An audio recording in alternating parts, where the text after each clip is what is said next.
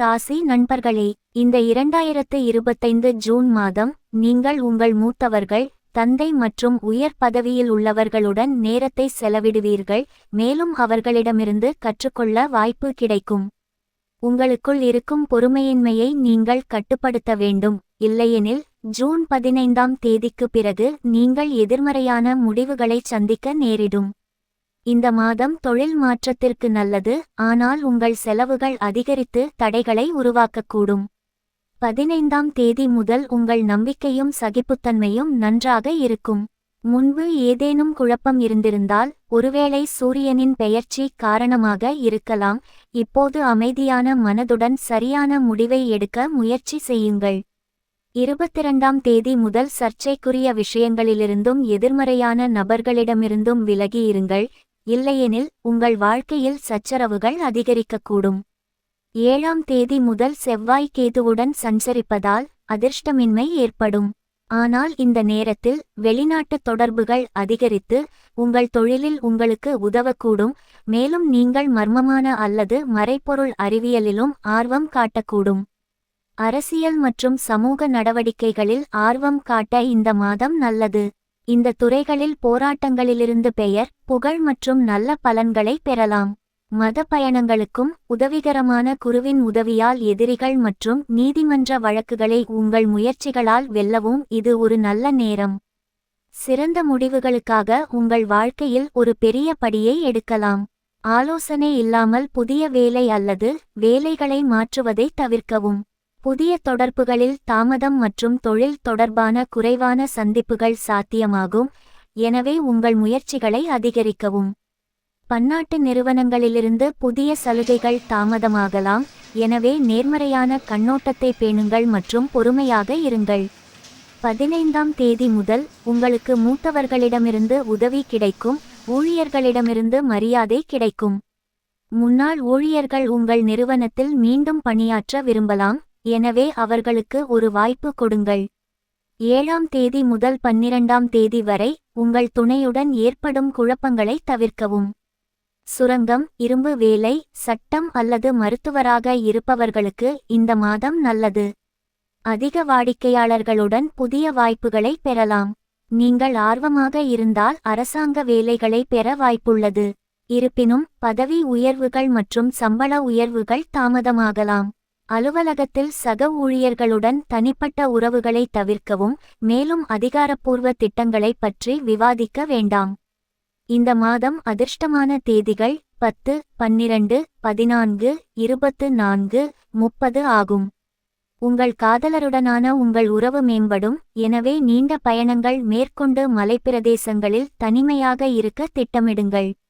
இருப்பினும் குறிப்பாக 7ஆம் தேதி வரை முக்கோண காதல்களை தவிர்க்கவும்.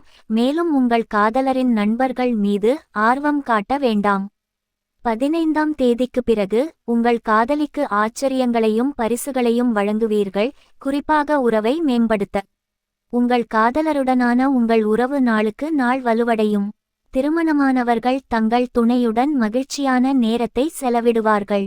20ஆம் தேதி முதல் உங்கள் துணையுடன் ஈகோ, கோபம் மற்றும் குழப்பங்களை தவிர்க்கவும். உங்கள் தற்போதைய தருணத்தை இனிமையாக்க மகிழ்ச்சியான நினைவுகளை நினைவு கூறலாம். உங்கள் துணைக்கு அவர்களின் பணியிடத்தில் வாய்ப்புகள் கிடைக்கும். இந்த மாதம் உங்கள் மாமியார் உங்களுக்கு ஆதரவளிப்பார்கள். ஆனால் அவர்களுடன் தனிப்பட்ட பிரச்சினைகளை பகிர்ந்து கொள்வதை தவிர்க்கவும். இந்த மாதம் சிறந்த வருமானத்திற்காக உங்கள் தொழிலில் முதலீடு செய்ய வேண்டும். 7ஆம் தேதிக்கு பிறகு நீங்கள் பங்குச் சந்தையிலும் பந்தயத்திலும் முதலீடு செய்யலாம். நிலம் மற்றும் வீடு வாங்குவதில் உள்ள சிக்கல்கள் கட்டுப்பாட்டிற்குள் வரும். மேலும் சர்ச்சைகள் தீர்க்கப்படும். யாருடனாவது பரிவர்த்தனை செய்யும்போது உங்கள் பணத்தை கவனமாக பராமரியுங்கள். 15ஆம் தேதிக்கு பிறகு பணப்பற்றாக்குறையால் உங்கள் வேலை நிற்காது. பணம் தேவைப்படும் விருப்பங்களை நீங்கள் நிறைவேற்றிக் கொள்ளலாம். நீங்கள் சிறிது காலமாக விரும்பிய புதிய வாகனத்தை வாங்க முடியும். 20ஆம் தேதி முதல் சிறந்த நிதி நிலையை பெற கடின உழைப்பை அதிகரிப்பீர்கள். ஆனால் கவனக்குறைவை கவனியுங்கள். இல்லையெனில் ஒப்பந்தங்களில் இழப்பை சந்திக்க நேரிடும். பெண்களுடனும் பொதுவாக எதிர்பாலினத்தவருடனும் பரிவர்த்தனைகளில் கவனமாக இருங்கள். மேலும் மற்றவர்களுக்கு எளிதில் கடன் கொடுப்பதை தவிர்க்கவும்.